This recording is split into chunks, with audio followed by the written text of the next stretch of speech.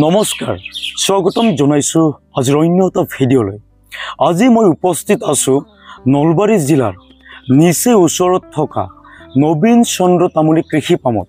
আৰু এই ঠাইটো আপোনালোকে দেখিবলৈ পাইছে কি ধুনীয়া এটা নেচাৰেল প্লেচ হয়, য'ত বহুতো ভক্তৰ সমাগম ঘটে।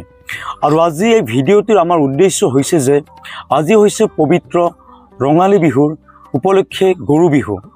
আৰু আমি সকলোৰে এই গৰু বিহু পালন কৰোঁ আৰু আমাৰ এই বিহুটোৰ সৈতে আমাৰ প্ৰতিজন অসমীয়াৰ আৱেগ জড়িত হৈ আছে। কিন্তু হয়তো আমি কিছুমানে জানো, হয়তো কিছুমানে নাজানো এই গৰু বিহুটো আমি কিয় পালন কৰোঁ আৰু এই গৰু বিহু সম্পৰ্কে বা গো মাতা আমি কিয় পূজা কৰোঁ, ইয়াৰ তাৎপৰ্যনো কি, এই বিষয়ে আজি আমাক জনাবলৈ আমাৰ মাজত উপস্থিত হৈছে বিশিষ্ট সমাজকৰ্মী তথা সামাজিক মাধ্যমৰ লগত জড়িত বিশেষ ব্যক্তি মাননীয় শ্ৰীযুত সৰ্বেশ্বৰ কলিতা ডাঙৰীয়াদেৱ। আৰু আজি আমি তেখেতৰ মুখেৰে আমি বহুতো কথা জানিব পাৰিম গৰু বিহু উপলক্ষে বা গো পূজা আমি কিয় কৰোঁ, গৰু বিহু আমি কিয় পালন কৰোঁ। তো মই বেছি দেৰি নকৰি তেখেতক আমাৰ চেনেলৰ মাধ্যমেৰে স্বাগতম জনাইছোঁ। তেখেতলৈ মই আগবঢ়াই দিছোঁ আজিৰ সম্পূৰ্ণ কথাখিনি। তো দাদা নমস্কাৰ, স্বাগতম জনাইছোঁ আমাৰ চেনেললৈকে। আৰু আপুনি আমি অসমবাসী ৰাইজক আপুনি জনাই দিয়ক যে গৰু বিহুৰ তাৎপৰ্য কি। নমস্কাৰ। প্ৰথমে মই নিউজ প্লাছ আছামৰ জৰিয়তে অসমবাসী ৰাইজক ৰঙালী বিহু আৰু বহাগ বিহুৰ শুভেচ্ছা জ্ঞাপন কৰিছোঁ। নিশ্চয় আপোনালোক ভালে আছে আৰু ময়ো ভালে আছোঁ। আজি গৰু বিহু আপোনালোক সকলোৱে জানে, গতিকে এই গৰু বিহুৰ দিনাই মই অসমবাসী ৰাইজক মই বহাগ তথা ৰঙালী বিহুৰ শুভেচ্ছা দিছোঁ। এই গৰু বিহু হৈছে আমাৰ বাপতিসাহোন বহাগ বিহু বা ৰঙালী বিহুৰ লগত জড়িত গৰু বিহু। আৰু গৰু বিহুক দিনাই আমি গৰুক সেৱা কৰোঁ। আৰু গৰুক আমি কিয় সেৱা কৰোঁ আৰু গৰুটোনো কি বস্তু আমি সকলোৱে জানো কাৰণে আমি গৰুক সেৱা কৰি আহিছোঁ। আৰু ইয়াৰ লগতে মই দুটা কথা ক'বলৈ আহিছোঁ। এটা হৈছে কি গো হত্যা। গো হত্যা আমি আজি আমাৰ ভাৰতবৰ্ষৰ ঋষিমুনিবিলাকৰ পৰা সাধু সন্তবিলাকৰ পৰাই গো হত্যা চলি আহিছে। আৰু গো হত্যাটোনো কিয় চলি আহিছে আৰু গো হত্যা কিয় বন্ধ হ'ব লাগে, সেই বিষয়ে মই আজি আপোনালোকৰ মাজত দাঙি ধৰিম। আৰু দ্বিতীয়তে হৈছে কি গৰুৰ পৰা আমি কি লাভৱান হ'ব পাৰোঁ। আমি গৰুৰ পৰা এনেকুৱা লাভৱান হ'লোঁ, স্বদেশীহে স্বাৱলম্বী হ'ব পাৰোঁ। আমাৰ বহু নিবনুৱা সমস্যা আমাৰ সমাধান কৰাৰ বাট মুকল হৈ যাব একমাত্ৰ গৰুৰ পৰা। প্ৰথমতে গাখীৰৰ পৰা আমি বিভিন্ন সামগ্ৰী পাওঁ। আৰু যিটো গাখীৰ সেই গাখীৰৰ পৰা থলুৱা বস্তু বনাই আমি বজাৰত বিক্ৰী কৰি বহুতে আমাৰ স্বাৱলম্বী হ'ব পাৰিব। তাৰপিছত হৈছে গোবৰ সাৰে খেতি কৰি আমি যিবিলাক ফচল পাম, সেই ফচল বিক্ৰী কৰি আমি ঘৰলৈ আমি লখিমীক আদৰি আনিব পাৰিম। গতিকে গোবৰটো হৈছে তেনেকুৱা বস্তু। আৰু গৌমূত্ৰ হৈছে ধনন্তৰী। সেই গৌমূত্ৰ আমি বহু বেমাৰৰ আমি ভাল কৰাৰ উপায় হৈছে গৌমূত্ৰ। গতিকে গৌমূত্ৰ সেৱন কৰি আমি বহুত বেমাৰ ভাল হ'ব যি এইটো নিশ্চিত। আৰু সেইবিলাক পৰীক্ষাৰ কাৰণেও বিভিন্ন প্ৰয়োগশালা আছে, তাতে প্ৰয়োগ কৰিও আপোনালোকে সেৱন কৰিব পাৰে। আজি মই গৰুনো কি আৰু গো হত্যানো কি, কিয় হৈ আছে, এই বিষয়ে আপোনালোকৰ আগত মই কিছু গোমাতাৰ বিষয়ে ক'বলৈ প্ৰয়াস কৰিম। আপোনালোক জানে গৰুৰ ওপৰত ভাৰতবৰ্ষত বহুতো ঘটনা ঘটিছে আৰু গৰুক লৈ বহুতে কিছুমান ৰাজনীতিও কৰি আছে। কিন্তু আচলতে গৰুটোনো কি বস্তু, মই সেই বিষয়ে আপোনালোকৰ মাজত ক'বলৈ প্ৰয়াস কৰিম। আপোনালোক সকলোৱে জানে ভাৰতবৰ্ষখন প্ৰায় 200 বছৰ ইংৰাজে শাসন কৰি আছিল। আৰু সেই 200 বছৰ ইংৰাজে শাসন কৰাৰ সময়ত ইংৰাজেই ভাৰতবৰ্ষত গো হত্যা প্ৰচলন কৰিছিল।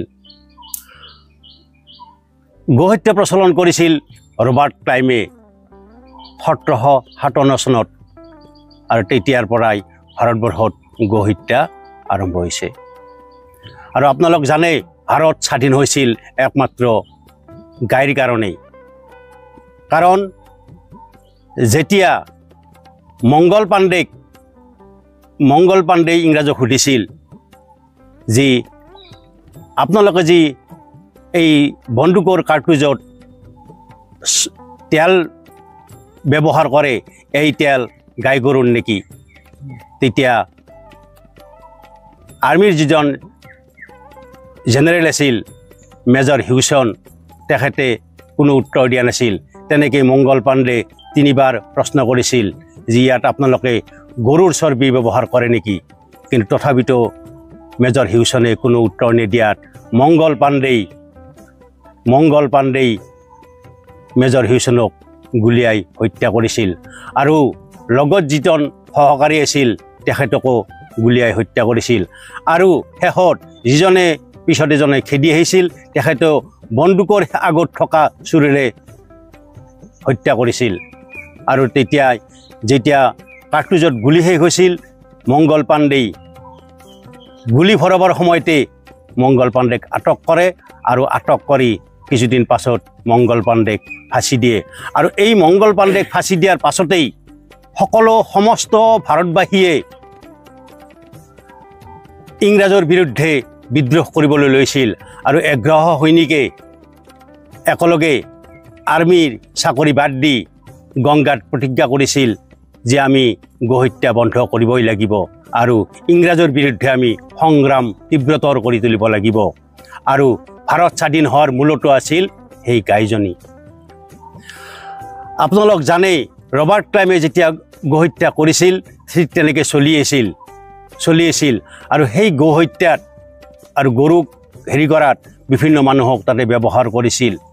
আৰু সেনেকৈ চলাতে 1894 চনত ইংলেণ্ডৰ পৰা ৰাণী ভিক্টৰিয়াই চিঠি লিখিছিল যে গো হত্যা কাৰখানাত যিবিলাক মানুহ নিয়োগ কৰাই আছে সেই মানুহবিলাক বাদ দি ফেলে তাতে মুছলমান মানুহক নিয়োগ কৰা।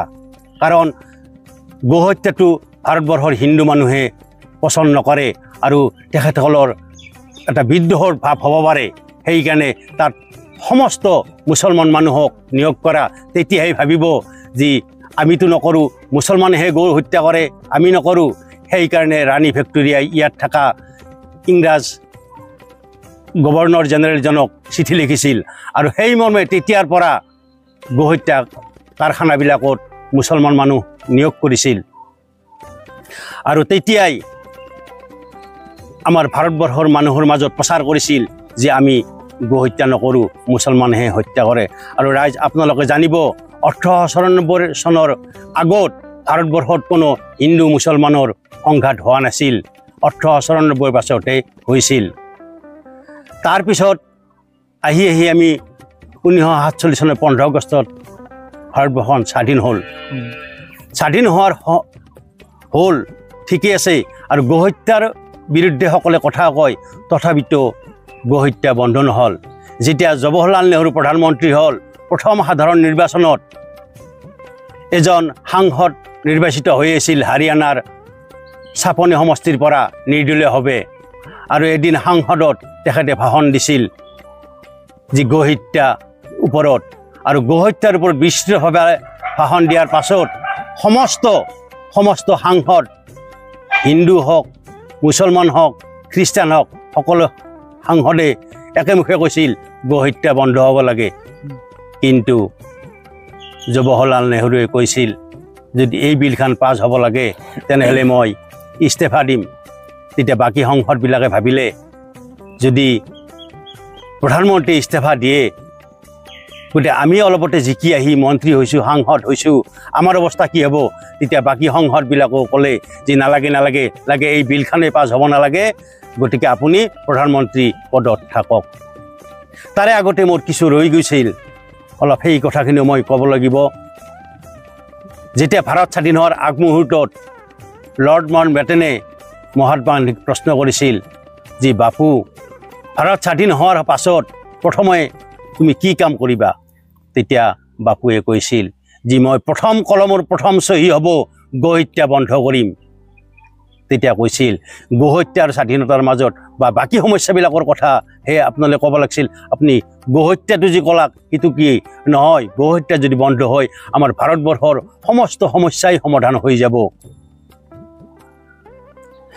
তেতিয়া সেই বাতৰিটো লণ্ডনত প্ৰচাৰ হৈ গৈছিল আৰু সেই লণ্ডনত বহুত সাংবাদিকে আহি মহাত্মা গান্ধীক পুনৰ প্ৰশ্ন কৰিছিল যে গো হত্যা কিয় বন্ধ কৰিব লাগে? যি গো হত্যাৰ লগত আমাৰ ভাৰতৰ আত্মা নহয়, গোটাই মানৱ জাতিৰ গোটাই জীৱকুলৰে আত্মা তাত জড়িত হৈ আছে। সেইকাৰণে গো হত্যা বন্ধ কৰিছিল। তাৰ কিছুদিন আগতে ইংৰাজক খেদা আন্দোলন চলি থকাৰ মাজতে মহাত্মা গান্ধীয়ে কৈছিল লাগে মোকে কাটি পেলাওক, কিন্তু গো হত্যা বন্ধ কৰক, গো হত্যা বন্ধ কৰক, মোক হত্যা কৰক, গো হত্যা কৰিব নালাগে। ঠিক সেনেকুৱাও ঘটনা ঘটি গৈছিল। তাৰপিছত আহিল জৱাহৰলাল নেহৰুৰ পিছত যেতিয়া ইন্দিৰা গান্ধীয়ে প্ৰধানমন্ত্ৰী হোৱাৰ সপোন দেখিছিল, তেতিয়া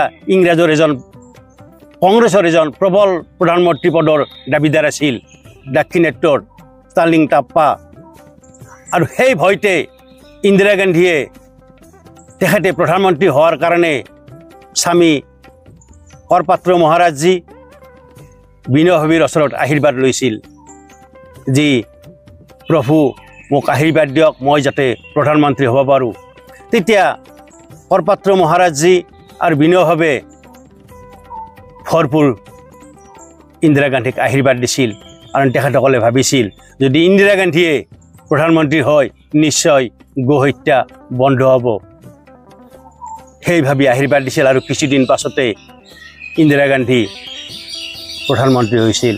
আৰু ইন্দিৰা গান্ধী প্ৰধানমন্ত্ৰী হোৱাৰ কিছুদিন পাছত বিনয় ভাবে আৰু স্বামী কৰপাত্ৰ মহাৰাজজী ইন্দিৰা গান্ধীৰ ওচৰত গৈছিল যি গো হত্যা সোনকালে বন্ধ কৰক, আপুনি সেই আবেদন লৈ আপোনালোকৰ ওচৰত আহিছোঁ। তেতিয়া ইন্দিৰা গান্ধীয়ে কৈছিল যে মই বহিছোঁ মাত্ৰ, গতিকে এই কথাবিলাক মই চিন্তা কৰা নাই আৰু পাছত মই এই বিষয়ে চিন্তা কৰিম, আজি আপোনালোকে যাব পাৰে। সেইমতে বিনয় ভাবে আৰু কৰপাত্ৰ মহাৰাজজী তাৰ পৰা গুচি আহিল। আৰু কিছুদিন পাছত পুনৰ গৈছিল, যাই ইন্দিৰা গান্ধীক লগ কৰিছিল আৰু লগ ধৰি যেতিয়া কৈছিল যে গো হত্যাটো সোনকালে বন্ধ হ'ব লাগে, তেতিয়া ইন্দিৰা গান্ধীয়ে তেখেতসকলক বেয়া ব্যৱহাৰ কৰি তাৰ পৰা পঠাই দিছিল, ধাই ধমকি দি পঠাই দিছিল। আৰু যেতিয়া তাৰ পৰা ওলাই আহিছিল বাকী সাধুসন্তবিলাকো তেখেতক প্ৰশ্ন কৰিছিল যে কি ক'লা প্ৰধানমন্ত্ৰীয়ে গো হত্যাৰ ওপৰত। তেখেতে ক'লে তেতিয়া সাধুসন্তবিলাক ওপৰত বুজাই দিলে ইন্দিৰা গান্ধীৰ ব্যৱহাৰৰ কথা। তেতিয়া সাধুসন্তবিলাক আৰু বিনয় ভাবে আৰু স্বামী কৰপাত্ৰ মহাৰাজজীয়ে অলপ ক্ষোভিত হৈছিল আৰু হৈ এদিনাখন এজন প্ৰতিবাদী সমদল উলিয়াইছিল সাংসদ ভৱন ঘেৰাও কৰাৰ কাৰণে। আৰু সেই প্ৰতিবাদী সমদলত সাধুসন্তৰ লগত বিনয় ভাবে আৰু কৰপাত্ৰ মহাৰাজজীও গৈছিল সাংসদ ভৱন ঘেৰাও কৰাৰ কাৰণে। আৰু নিষ্ঠুৰ ইন্দিৰা গান্ধীয়ে সেই সাধুসন্তৰ লগতে স্বামী কৰপাত্ৰ মহাৰাজীকো গুলীয়াই হত্যা কৰিছিল। আৰু সেই দুখতে বিনয় ভাবে 12 দিন একো নাখাওঁকৈ থাকি তেওঁ নিজেই জীৱন ত্যাগ কৰিছিল। তথাপিতো গো হত্যা বন্ধ হোৱা নাছিল। আৰু আপোনালোকে জানি আচৰিত দিব, ইন্দিৰা গান্ধীৰ যিদিনা মৃত্যু হৈছিল সেই মৃত্যুত দেহৰক্ষীয়ে তেখেতক যি হত্যা কৰিছিল আৰু সেই দিনটো আছিল কি জানে না, সিদিনা আছিল গোপা অষ্টমী। এই গোপা অষ্টমীৰ দিনাই ইন্দিৰা গান্ধী মৃত্যুবৰণ কৰিছিল। তাৰপিছত আহিল বাজপেয়ী ডাঙৰীয়া হাতো ভাৰতবৰ্ষৰ মানুহে বা সকলোৱে ভাবিছিল যে এইবাৰ নিশ্চয় গো হত্যা বন্ধ হ'ব। ঠিকেই বাজপেয়ীয়েও সেই বিলখনৰ কাৰণে আলোচনা কৰিছিল। সেই আলোচনাৰ কাৰণে আনকি মুছলমান সাংসদবিলাকো কৈছিল, গো হত্যা বন্ধ হ'ব লাগে, গো হত্যা বন্ধ হ'ব লাগে। কিন্তু বাজপেয়ীৰ লগত সহযোগী দল পশ্চিমবংগৰ মমতা বেনাৰ্জীয়ে কৈছিল যে গো মাংস খোৱাটো মোৰ মৌলিক অধিকাৰ, ইটোত কোনে বাধা দিব পাৰে। গতিকে বাজপেয়ীৰ দিনতো গো হত্যা বন্ধ নহ'ল। তাৰ পিছৰ কিছুদিন পাছত আমাৰ কিছুদিন আগতে হৈ যোৱা উপনিৰ্বাচনতো গো হত্যাক লৈ বহুত বিতৰ্ক আমি দেখিবলৈ পাইছোঁ। আপোনালোকে জানে গৰুটো হৈছে এটা চমৎকাৰী বস্তু, যিটো বস্তু ভগৱানে আমাক মৰ্ত্যত দি গৈছিল। যেতিয়া ঋষিমুনিবিলাকে ধ্যানত মগ্ন হৈ আছিল, তেতিয়া ভগৱান মৰ্ত্যক আহি তেখেতসকলক এটা চমৎকাৰী বস্তু দিছিল, সেইটো হৈছে গাই। আৰু যিটো গাইত 33 কোটি দেৱতাৰ বাসস্থান। আপোনালোক জানে সকলে গাই গৰুত 33 কোটি দেৱতাৰ বাসস্থান। আৰু আপোনালোকে সকলোৱে জানে আৰু কিছু আমাৰ নলবাৰী হৰি মন্দিৰৰ ৰাজ মহোৎসৱত প্ৰজ্ঞা ফাউণ্ডেশ্যনে যিটো প্ৰদৰ্শনী কৰিছিল, তাতে এটা গাইৰ চিত্ৰ দেখাবলৈ পাইছিল। আৰু তাত সেই গাইৰ চিত্ৰটোত বিভিন্ন জাগাত বিভিন্ন দেৱতাৰ ফটো দেখিছিল। সেইকাৰণে আমাৰ ঋষিমুনি বুলি কৈছিল গাইৰ গাত হেনো 33 কোটি দেৱতা। 33 কোটি মানে টকা পইচাৰ গণনাৰ কথা কোৱা নাই, 33 প্ৰকাৰৰ দেৱতা। কৌটিটো হৈছে এটা সংস্কৃত শব্দ। কৌটি মানে টকা পইচা গণা আৰু কৌটি মানে প্ৰকাৰ। 33 প্ৰকাৰৰ দেৱতা এই গাইজনীৰ লগত থাকে। গৌময় বহতি লক্ষ্মী, গৌমূত্ৰে ধনন্তৰী আৰু গলে শংকৰ, এনেকুৱা 33 প্ৰকাৰৰ দেৱতা গাইৰ লগত থাকে। আপোনালোকে প্ৰজ্ঞা ফাউণ্ডেশ্যনত নিশ্চয় দেখিছে। মই সেই গাইজনীৰ কথাহে ক'ম। আৰু সেই গাইজনী, যিজনী গাইৰ কথা ক'ম, যিজনী গাইক শ্ৰীকৃষ্ণই বৃন্দাবনত চাৰিছিল, মই সেই গাইজনীৰ কথাহে ক'ম। আপোনালোকে মোক যদি প্ৰশ্ন কৰে সেই গাইজনী কোন, সেই গাইজনী হৈছে ভাৰতীয় দেশী গাই বুলি আমি যাক কওঁ। ভাৰতীয় দেশী গাই বুলি যে আমি যাক কওঁ, সেইজনী গাইৰহে 33 কোটি দেৱতাৰ বাসস্থান থাকে। আপোনালোকে যদি মোক প্ৰশ্ন কৰে দেশী গাই আৰু অন্য জাতৰ গাইৰ মাজত পাৰ্থক্য কি, তেনে শুনক। আমাৰ দেশী গাই এজনীয়ে প্ৰায় 17 বাৰ 18 বাৰ মা বনায় বা পোৱালি জন্ম দিয়ে। কিন্তু অন্য জাতৰ গাই গৰুৱে মাত্ৰ 7 বা 8 বাৰ পোৱালি দিয়াৰ পাছত সেই গাইৰ মৃত্যু হয়। প্ৰথম পাৰ্থক্য হৈছে এইটো। জাৰ্চি গাইৰ বা অন্য জাতৰ গায়ে বহুত গাখীৰ দিয়ে, কিন্তু সেই গাইৰ পোৱালি দুৰ্বল, দৌৰিবই নোৱাৰে। কিন্তু দেশী গাইৰ পোৱালিয়ে মাকৰ গাখীৰ কমকৈ গাখীৰো খায়, কিন্তু সেই দেশী গাইৰ পোৱালিয়ে খৰাৰ সমান দৌৰিব পাৰে। এনেকুৱা শক্তি। আৰু 1 লাখ গৰুৰ মাজত যদি আমাৰ দেশী গাইৰ পোৱালিটো যদি সিমূৰত থৈ অহা যায়, মাকটো যদি ইমূৰত থোৱা যায়, এটা সময়ত লগ লাগিব, অন্য পোৱালিক গাখীৰ খাব নিদিয়ে। কিন্তু জাৰ্চি গাই বা অন্য জাতৰ গাই যদি আপোনালোকে তেনেকুৱাকৈ এৰি দিয়ে, 1 লাখ গৰুৰ মাজত সিপাৰে এৰি দিয়ে, ইয়াত যদি মাকজনী থৈ দিয়ে, কোনোদিন সেই গাই দামুৰিৰ লগ নালাগে। গতিকে দেশী গাইজনীয়ে যিমান কষ্ট কৰিব পাৰিব আমাৰ মানৱ জাতিৰ কাৰণে, জীৱকুলৰ কাৰণে, কিন্তু জাৰ্চি গাইজনীয়ে নোৱাৰে। আৰু দেশী গৰুৰ পোৱালিয়ে ডাঙৰ হৈ হাল টানিব, গাড়ী টানিব, কিন্তু জাৰ্চি বা অন্য জাতৰ গৰুৱে নোৱাৰে। মই সেই গাইজনীৰ কথাহে ক'ম। সেই গাইজনীৰনো ইমান গুণ কি? আৰু সেই গাইজনীৰ ওপৰতে আমাৰ ভাৰতবৰ্ষত আজিলৈ বহুত ঘটনা ঘটি আছে। প্ৰথমতে যদি মই কওঁ গাইজনীয়েনো কি দিয়ে, প্ৰথমতে আপোনালোকে সকলোৱে জানে গাইজনীয়ে প্ৰথমতে কি দিব, কি গাখীৰ। গাখীৰটো কি বস্তু আপোনালোকে সকলোৱে জানে। গাখীৰ কিছুমানে অমৃত বুলিও কয়। আৰু সেই গাখীৰ, আমাৰ দেশী গাইৰ যিটো গাখীৰ, এই গাখীৰে আমাৰ বহুত বেমাৰৰ ঔষধ। মানুহৰ জীৱনত তিনিটা ঘাতকৰ কাৰণে বেমাৰ হয় সেই ঘাতক কেইটা হৈছে বাত পিত্ত কফ আৰু বাত পিত্ত কফ নিৰ্মূল কৰাৰ কাৰণে তাক সামঞ্জস্য ৰখাৰ কাৰণে হৈছে গাখীৰ মূল উপাদান আপুনি যদি গাখীৰ খায় গাখীৰে বাতৰ কাম কৰে যিকোনো বিহৰ কাম কৰে আৰু আপুনি যদি দৈ খায় সেই দৈ কফৰ কাম কৰে আৰু আপুনি যদি ঘি খায় পিত্তৰ কাম কৰে তেনেহ'লে আপোনাৰ শৰীৰত বেমাৰে দেখা দিব নোৱাৰে আৰু আপোনালোক জানেই নে নাজানে মই নাজানো ভাৰতবৰ্ষত 148টা বেমাৰ অন্য দেশততো মই নাজানো ভাৰতবৰ্ষত 148 সেই 148টা বেমাৰে কাম কৰে গাখীৰ আৰু যিকোনো বিহৰ কাৰণে গাখীৰ আৰু যিকোনো কফ জাতীয় বস্তু হৈছে কি নাক কাণ কাহ এইবিলাকৰ কাৰণে আপোনাৰ দৈ আৰু পিত্তৰ কাৰণে হৈছে ঘিৰ পৰা খালে পিত্ত গেষ্ট্ৰিক আলচাৰ কেঞ্চাৰ দূৰত থাকিব পাৰে গতিকে প্ৰথমতে হৈছে গাখীৰৰ হিতু দ্বিতীয়তে গাখীৰৰ আৰু বহু গুণ আছে মই আজি সংক্ষেপে কৈছোঁ মই বহলাই নকওঁ গাখীৰৰ কি আপোনালোক মহিলাবিলাকে হওক পুৰুষে হওক প্ৰসাধন সামগ্ৰী হিচাপে বিভিন্ন ধৰণৰ শ্যাম্পু ঘঁহে চাবোন ঘঁহে ফেয়াৰ এণ্ড লাভলি ঘঁহে কিন্তু গাখীৰ হৈছে প্ৰসাধন সামগ্ৰীয় আৰু সম্পূৰ্ণ চাফা কৰাৰ মূলতো হৈছে গাখীৰ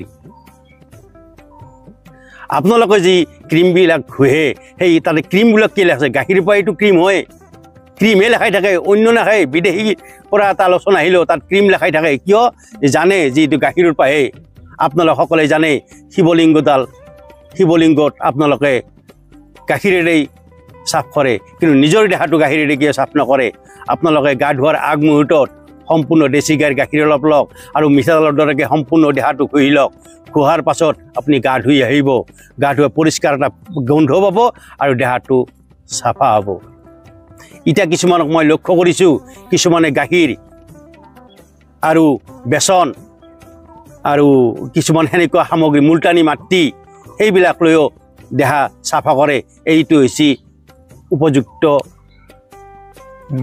মিশ্ৰণ কাৰণ আমি যদি এক টুকুৰা ৰিলিল লাইফ বয় কিবা চাবোন কিনো সেই চাবোন টুকুৰা আমাৰ শৰীৰৰ ক্ষতি কৰে আৰু লগতে তাৰ পইচাটো বিদেশত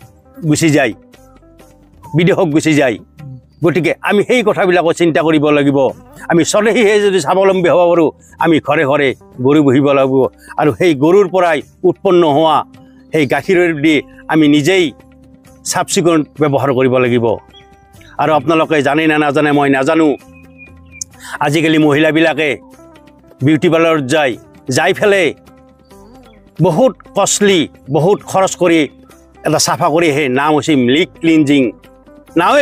ক্লিনজিং গতিকে গাখীৰেহে চব চাফা কৰিব পাৰে গতিকে অন্য বস্তু ব্যৱহাৰ কৰাত চাই আপোনালোকে সকলোৱে গাখীৰ ব্যৱহাৰ কৰিব আপোনালোকৰ যদি চুলি সুৰা বেমাৰ আছে তাকতে মই নিৰাময়ৰ উপায় দিওঁ আপোনালোকে দেশী গাইৰ দৈ কৰক দেশী গাইৰ দৈখিনি এটা তামৰ পাত্ৰত থৈ দিব আৰু 5-6 দিন থকাৰ পাছত যেতিয়া হাৰা হৈ যাব তেতিয়া সেই দিয়ে চেম্পুৰ দৰেকৈ আপোনালোকে নিজৰ মাথাটো ধুই দিব আৰু চুলি সুৰা 2 বা 3 দিনৰ ভিতৰত বন্ধ হৈ যাব গতিকে গাখীৰৰ এনেকুৱা গুণ তাৰপিছত মই ক'ম কি গোবৰটোনো কি বস্তু মানুহসকলে কয় গোবৰ সাৰ আজি বিশ্বত বৈজ্ঞানিকবিলাকে চব বৈজ্ঞানিকে একেমুখে কৈছে উৎকৃষ্ট যদি সাৰ হৈছে ভাৰতৰ দেশী গাইৰ সেই গোবৰ কাৰণ কিয় দেশী গাইৰ উৎকৃষ্ট সাৰ ইউৰিয়া কিয় নহয় মই সেইটো ক'ম আপোনালোক সকলে জানে আমাৰ ভাৰতৰ যিটো দেশী গাইৰ গোবৰ পবিত্ৰ বস্তু গৌময় বহতি লক্ষ্মী এইটো লক্ষী কিয় কয় আৰু গোবৰত কোনো মাখি মহ নপৰে আপোনালোকে চাব লাগে এইটো পবিত্ৰ বস্তু কাৰণে তাত নপৰে আৰু গোবৰৰ এনেকুৱা গুণ কিয় এতিয়া মই সেইটো ক'ম গোবৰৰ এইটো গুণ কিয় জানেনে গোবৰত অসংখ্য জীৱই জন্ম লয় কোনো বিষ্ঠাত অসংখ্য জীৱই জন্ম নলয় গড়ৰ কেঁচেৰ পৰা কুমটিৰ পৰা আদি কৰি অসংখ্য জীৱই গোবৰত জন্ম লয় আৰু সেই বিভিন্ন ধৰণৰ যি জীৱবিলাকৰ জন্ম লয় প্ৰত্যেকটা জীৱৰে সুকীয়া সুকীয়া গুণ আছে কোনোবাই যদি কেলছিয়াম এৰি দিছে কোনোবাই ফসফৰাছ এৰি দিছে কোনোবাই মেগনেছিয়াম এৰি দিছে কোনোবাই আইৰণ এৰি দিছে কোনোবাই জিংক এৰি দিছে যিবিলাক বস্তু মানুহৰ শৰীৰত লাগে সেই বস্তুবিলাক যেতিয়া গোবৰত মিক্স হৈ থাকিব সেই গোবৰখিনি যেতিয়া আমি খেতি পথাৰত দিম কি ফসলত যাব আৰু ফসলৰ পৰা মানুহৰ শৰীৰত আহিব তেতিয়া মানুহ নিৰোগী হৈ থাকিব আপোনালোকে জানে যে শৰীৰৰ যিকোনো একবিধ পদাৰ্থৰ কাৰণে ঘাটি হৈ যোৱাৰ কাৰণেহে মানুহৰ শৰীৰত বেমাৰ লাগে গতিকে সমস্ত সেই জীৱই যি তাত এৰি দিব সেই সমস্ত বস্তু যাই খেতি পথাৰত দিলে ফসলত যাব আৰু ফসলৰ পৰা আমাৰ শৰীৰত আহিব আপোনালোকে নিজে প্ৰমাণ কৰি চাব পাৰে গোবৰ সাৰৰ কেনেকুৱা গুণ এটা আধুনিক যুগত বিজ্ঞানে স্বীকাৰ কৰিছে যে 1 একৰ মাটিত যদি যিমানেই নহওক ইউৰিয়া DAP নেদাও কিয় 33 কুইণ্টেল ওপৰত ধান নহয় কিন্তু সেই মাটিখিনিত যদি আমি গোবৰ সাৰ ব্যৱহাৰ কৰোঁ তাতে 56 কুইণ্টেল ধান হয় এনেকুৱা গোবৰৰ গুণ আৰু এটা প্ৰমাণ কৰিব পাৰে ঘৰ কাষতে একডাল ইউৰিয়া দি একডাল কুঁহিয়াৰ কৰক আৰু এডাল গোবৰ সাৰত কুঁহিয়াৰ কৰক ইউৰিয়া দিয়া কুঁহিয়াৰডাল মাত্ৰ 7 ফুট হে হ'ব কিন্তু গোবৰ দিয়া কুঁহিয়াৰডাল 14 ফুট পৰ্যন্ত হয় আৰু আপোনালোকে জানি আচৰিত হ'ব গোবৰ সাৰত কৰা কুঁহিয়াৰৰ গুড় পৃথিৱীত ক'তো পাবলৈ নাই একমাত্ৰ ভাৰতবৰ্ষত আৰু আমাৰ ইয়াত যদি 1 কিলো গোবৰ সাৰত কৰা গুড়ৰ দাম 50 টকা বিদেশত তাৰ দাম 500 টকা আৰু সেই গুড় গোবৰ সাৰত কৰা গোবৰত কৰা গুড়ৰ বহুত ঔষধত ব্যৱহাৰ হয় আৰু আপোনালোক জানি আচৰিত হ'ব গোবৰৰ পৰা আমি গোবৰ গেছ বনাব পাৰোঁ আৰু গোবৰ গেছ বনোৱাৰ ফলত কি হ'ব সেই গোবৰ গেছেদি আমি আমাৰ নিজৰ চুলা জ্বলাব পাৰোঁ গোবৰ গেছৰ ফলত আমি লাইট জ্বলাব পাৰোঁ ঘৰত আৰু গোবৰ গেছৰ ফলত আজিকালি চিলিণ্ডাৰত ভৰে টাটা চুমু গাড়ী চলা পৰ্যন্ত কৰিছে দিল্লী ITIত টাটা চুমুবিলাক গোবৰ গেছৰ সেই চিলিণ্ডাৰেদি গাড়ী চলা কৰিছে আৰু আমি যদি প্ৰত্যেকেই এনেকুৱা কাম কৰোঁ তেনেহ'লে আমি অন্য দেশক পেট্ৰল ডিজেলৰ কাৰণে আমি যাব নালাগে আমি যদি গৰুক সেৱা কৰোঁ আৰু সেই গোবৰ গেছেদি যদি আমি চুলা জ্বলাওঁ আমি গাড়ী চলাওঁ আমি লাইট জ্বলাব পাৰোঁ আমাৰ কিমান পইচা ৰাহি হৈ যাব গতিকে এই গোবৰ গেছেদি আমি এই কামো কৰিব পাৰোঁ আৰু এতিয়া অলপতে মই এটা হেৰিত পাইছোঁ গোবৰ পৰা টাইলছ ওলাইছে আমি ঘৰত লগা টাইলছ আৰু সেই টাইলছৰ এটা গুণাগুণ কি জানেনে সেই টাইলছৰ এটা গুণাগুণ আছে যেতিয়া আপোনাৰ গৰমৰ দিনত 40 ডিগ্ৰী বা 40 ডিগ্ৰী গৰম হয় তেতিয়া সেই গোবৰৰ লগত টাইলছেদি লগালি 5% টেম্পাৰেচাৰ কমি থাকে এনেকুৱা গোবৰৰ গুণ আৰু গোবৰ গৌময় বহতি লক্ষ্মী বুলি কৈছে কিয় কৈছে যে গৌময় বহতি লক্ষ্মী নহয় মহালক্ষ্মী কিয় আমি গোবৰ এদি যদি আমি খেতি কৰোঁ উৎপন্ন বহুত হ'ব আৰু উৎপন্ন সেই বস্তু বজাৰত বিক্ৰী কৰি আমি আমাৰ ঘৰত পইচা আহিব গতিকে গৌময় বহতি লক্ষ্মী আৰু বহুত ক'বলৈ আছে বেছি দীঘলীয়াকৈ নকওঁ সংক্ষেপে ক'ম ইয়াৰ পাছত মই ক'বলৈ গৈছোঁ কি গৌমূত্ৰৰ ওপৰত গৌমূত্ৰটোনো কি গৌমূত্ৰ ধনন্তৰী মানে কি এজন ডাক্তৰ সব বেমাৰৰ কাৰণে গৌমূত্ৰ দৰকাৰ আৰু আপোনালোক জানেই সকলে গৌমূত্ৰ এনেকুৱা এবিধ বস্তু সব বেমাৰৰ কাৰণে গৌমূত্ৰই ভাল কৰি দিয়ে হেৰি আছে কি টিবি বেমাৰী টিবিৰ কাৰণে মানুহক ড্ৰটছৰ গুলি দিয়ে কিন্তু ড্ৰটছৰ গুলি খাই মানুহে 6 মাহ পাছত ভাল হয় কিন্তু যদি গৌমূত্ৰ এজনে খায় তেনেহ'লে 2 মাহ পাছতে গৌমূত্ৰত ভাল পাই যায় গৌমূত্ৰ এনেকুৱা বস্তু আৰু গৌমূত্ৰৰ কাৰণে চকুৰ ৰেটিনেল ডিটেচমেণ্ট ক'তো ভাল নহয় তাত সেই গৌমূত্ৰ চেকি পেলাই 1 টোপ দি দিয়ক চশমা আপোনাৰ ল'ব নালাগে যিকোনো চকুৰ অসুখৰ কাৰণে গৌমূত্ৰ দিয়ক, যিকোনো কাণৰ অসুখৰ কাৰণে গৌমূত্ৰ দিয়ক, যিকোনো নাকৰ অসুখৰ কাৰণে গৌমূত্ৰ দিয়ক। গতিকে আজিলৈ মই ভিডিঅ'টিত এইখিনি কথাই মই উপস্থাপন কৰিছোঁ আৰু শেষলৈ হয়তো মই বহলাই ক'ম। আজি গৰু বিহুৰ দিনাই মই আপোনালোকক কি উপহাৰ দিম, কি শুভেচ্ছা দিম, গতিকে মই গৰুৰ বিষয়ে কিছু আপোনালোকক অৱগত কৰি গতিকে